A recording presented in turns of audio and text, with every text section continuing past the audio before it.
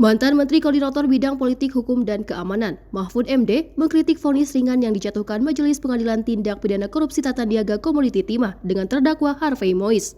Mahfud merasa jika vonis ringan yang dijatuhkan tersebut sudah menusuk rasa keadilan masyarakat, karena baru ada terdakwa yang melakukan tindakan korupsi dan pencucian uang, yang menyebabkan negara merugi sebesar 300 triliun rupiah, dan hanya dijatuhi hukuman selama 6,5 tahun penjara, dan mengembalikan uang sebesar 211 miliar saja, dan tidak setimpal dengan perbuatannya. Mahfud juga menepis klaim bahwa kerugian yang dilakukan oleh Harvey Mois hanya potensi. Menurutnya angka tersebut merupakan kerugian yang konkret, yang dihitung oleh Jaksa Jampitsus dan bukan kerugian perekonomian negara.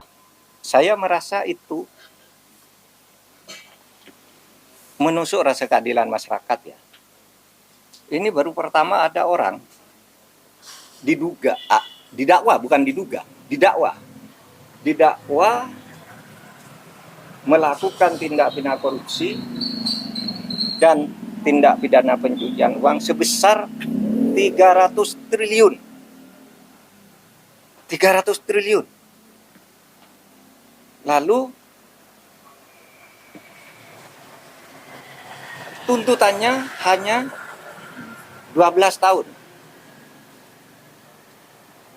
Dengan uang yang tadi 300 triliun itu dikembalikan hanya 210 miliar.